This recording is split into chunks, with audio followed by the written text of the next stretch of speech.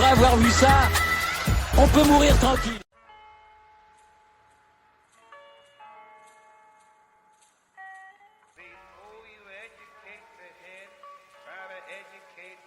Bonjour à toutes et à tous et bienvenue dans ce podcast pour revenir sur la finale de l'Open d'Australie, la première levée du Grand Chelem de 2025 a livré son verdict à l'issue d'une finale entre Alexander Zverev et Yannick Sinner. Une fin de tournoi qui était un petit peu palote, une finale qui n'a pas permis de redresser les derniers jours qui ont été un petit peu compliqués au niveau des hommes, au niveau du suspense et de la qualité, de la qualité des confrontations, disons. Yannick Sinner a facilement imposé sa loi à Alexander Zverev en 3-7 et 2h40 de jeu, 6-3, 7-6, 6-3. Brillant sur dur, l'Italien remporte donc son 3e Grand Chelem sur dur consécutif, son 3e Grand Chelem en tout.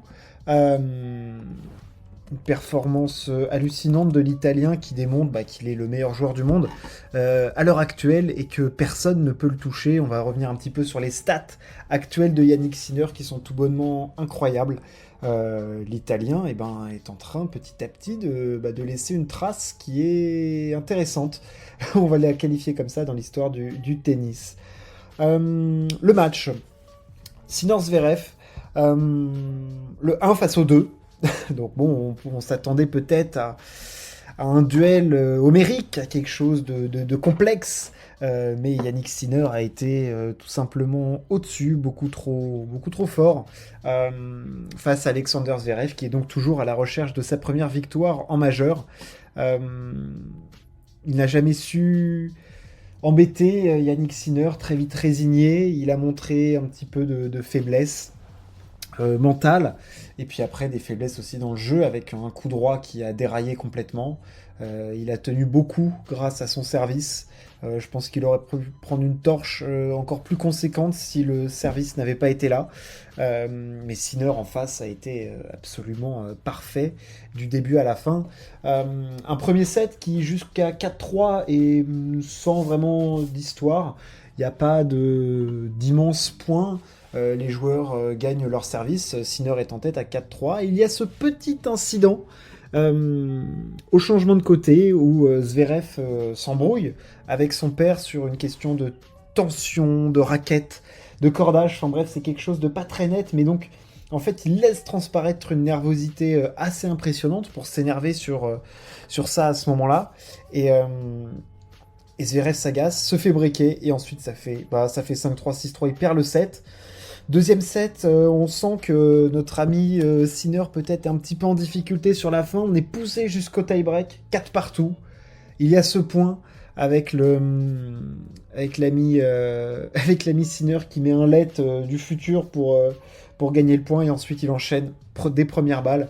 Et dans le troisième set, l'Italien déroule son tennis et on sent un Zverev complètement résigné. Zverev que l'on trouve même dans son body language un petit peu en dessous. Dès la perte du premier set, on ne sent pas une révolte, une rébellion, une flamme qui potentiellement l'animerait pour aller essayer d'embêter Yannick Sinner. Et quand bien même il aurait gagné ce deuxième set, je ne vois pas dans le jeu ce qui aurait pu lui permettre de mettre à mal Sinner, parce qu'on va rentrer donc un petit peu dans l'analyse tennistique de la finale. Zverev, pour moi, s'il doit être dangereux sur dur et s'il veut maintenant battre cette jeune génération qui le pose problème, il faut qu'il se mette en mode Masters 2018, en mode 2021-2022, fin 2021, début 2022, où il est beaucoup plus agressif dès le deuxième coup de raquette, où il est très proche de sa ligne de fond. Là, on l'a encore vu d'une passivité inouïe. On l'avait vu face à Djokovic en demi-finale. Et on le voit encore en finale, être très passif souvent. Allez, bim, je me mets dans l'ombre, au niveau du truc Melbourne, à 2 mètres, 2,50 m derrière la ligne, et je renvoie, mais en face, t'as une machine de guerre qui est encore plus forte que toi, qui peut frapper plus fort, qui peut frapper plus vite, qui peut avancer encore plus dans le terrain. Sinner peut faire beaucoup plus de choses, qui peut tenir une meilleure cadence, et qui en plus peut être plus précis, et qui n'a pas cette faille que Zverev possède, qui est le coup droit. On a vu Zverev emplâtrer un nombre de coups droits dans le premier set, mais c'était lunaire. C'était complètement fou de le voir caviarder autant avec ce coup. Enfin, on le sait que ça pouvait être une faiblesse, mais du coup, dans les moments de tension, en fait, alors qu'on s'est dit, il a progressé mentalement, physiquement, c'est devenu un bœuf, et en fait, il a démontré tout un tas de faiblesses absolument pas du tout corrigées. Chez lui, la faiblesse en coup droit, on l'a vu, son manque de main, on l'a vu à de nombreuses reprises.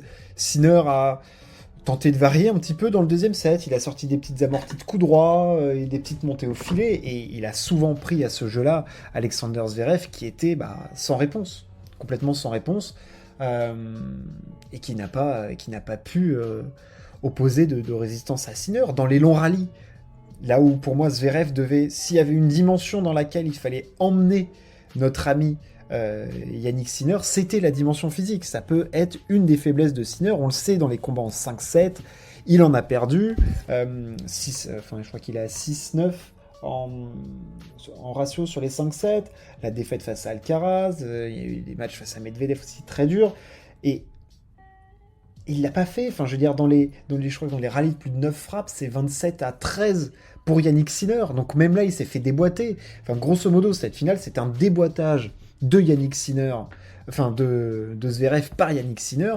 Et franchement, ce qui est terrifiant pour Alexander Zverev, c'est qu'on n'a même pas, pour moi, vu une version totalement géniale et sans faille de Yannick Sinner. Sinner a fait du Sinner excellent, il a un niveau plafond sur dur qui est hallucinant, il a un service qui est extrêmement bien en place, et dans le jeu, il a une marge qui est impressionnante. Au-delà d'avoir une confiance en lui énorme, avec cette stat complètement dingue de 10 victoires de suite face à des top 10, de 22-7 gagnés face à des top 10, je crois que c'est ça, c'est 22-7 gagnés, il a battu le record qui était précédemment détenu par Federer, donc il a une emprise complète en fait sur les joueurs, il a absolument peur de rien, et dans le jeu, dans la cadence de fond de cours, sur dur, je précise sur dur parce que sur gazon, sur terre battue, il y a des joueurs, je pense, qui sont plus forts que lui, et surtout une concurrence qui est plus armée. Sur dur, Yannick Sinner t'impose une cadence, une précision, un niveau de jeu de jambes complètement dingue. Enfin, le tennis développé par Yannick Sinner en fond de cours est hallucinant.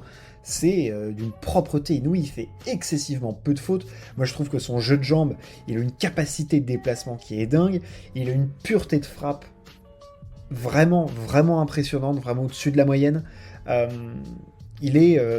là-dessus, honnêtement, c'est beau à voir Yannick Sinner parce que il est capable de décocher des revers long de ligne.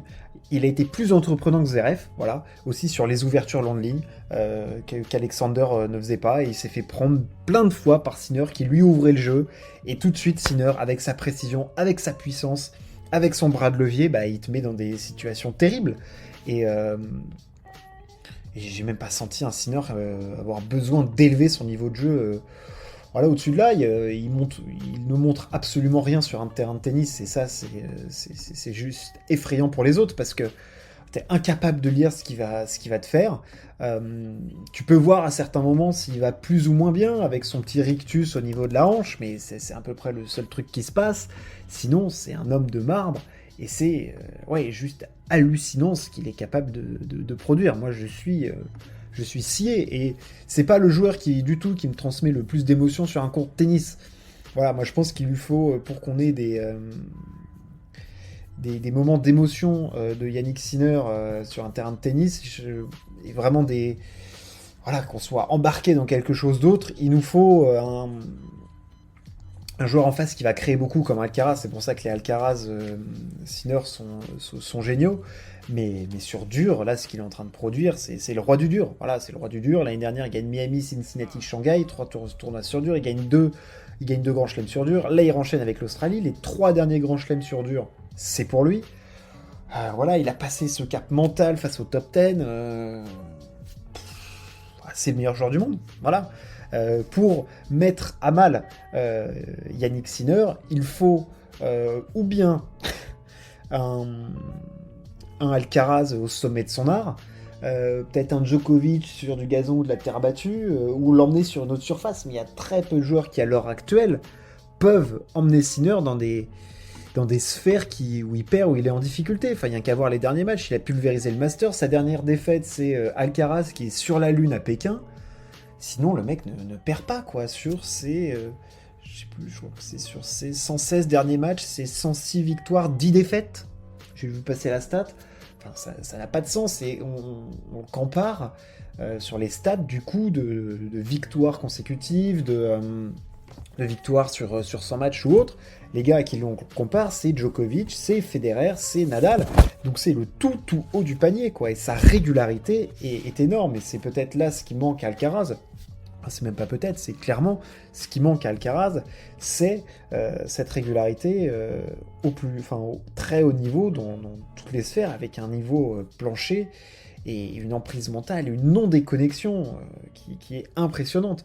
Il y a une faculté chez Sinner d'arriver à maîtriser, vraiment il est Djokovicien là-dessus, à maîtriser tout son corps, l'adversaire, impassible, dérouler son plan de jeu, un plan de frappe pur, qui est vraiment gestion des moments importants, qui est létal. Dans le tie-break, 4 partout, ça finit en 7-4. Dès qu'il y a eu une petite ouverture dans le premier set face à Zverev, bim, il a fait mal.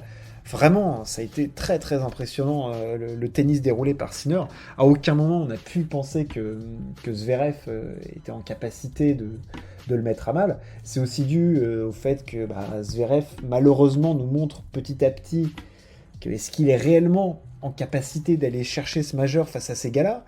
Est-ce qu'il a vraiment fait le step mental qui lui permettra d'aller titiller dur et d'aller faire mal à ces joueurs, à ces Sinner, à ces Alcaraz dans les grands chelems? Je sais pas, c'est vraiment pas gagné. Le prochain rendez-vous majeur, ce sera Roland-Garros, et la question c'est est-ce que Sinner va étendre l'empire qu'il est en train de créer aux autres surfaces? Parce que sur dur, on l'a bien compris, pour aller le chercher, va falloir être dans un très très très bon jour, et il va falloir qu'Alcaraz se lève tôt, il va falloir que Rune monte d'autres choses, à voir ce que des Mensik, des Fonseca, des Lehechka, tout ça vont être capables de mettre en place. Alors sur un format 2-7, c'est clair qu'un Zverev aura toujours son mot à dire, même un Medvedev s'il arrive à se remettre un petit peu dedans. Mais est-ce que Sinner va être capable d'emmener sa domination sur terre battue et sur gazon? Il l'a dit, il va falloir adapter son jeu, ses schémas de jeu, il a aussi envie d'apprendre. Il est dans une telle plénitude tennistique aujourd'hui qu'il y a plein de choses qui vont lui permettre de dérouler ça. Il est hyper bien encadré, c'est clair dans sa tête, on le voit que le plan de jeu est clair dans sa tête, contrairement à un Zverev qui tout de suite paraît un petit peu plus paniqué et qui a des failles que Sinner n'a pas et qui ne lui ont pas permis d'aller chercher ce premier majeur, tandis que Sinner, lui, soulève son 3e trophée majeur. Voilà, le duel Sinner-Alcaraz est lancé dans la course au majeur. Il nous manque des affrontements en finale entre les deux. C'est ce qui nous manque. J'ose espérer qu'on va en avoir beaucoup. S'il te plaît, Alcaraz, range bien toutes les cases dans ta tête. Et puis, on va les retrouver, pour certains, à Rotterdam. Et puis après, il y aura l'enchaînement Indian Wells Miami avec ses merveilleux Masters 1000 sur 10 jours. On s'en délecte d'avance. Et après, on partira du côté de la terre battue. Voilà pour ce podcast sur la finale de l'Open d'Australie 2025. J'espère que ça vous a plu. N'hésitez pas à partager et à vous abonner. On se retrouve très très vite pour parler sport. Ciao, à plus.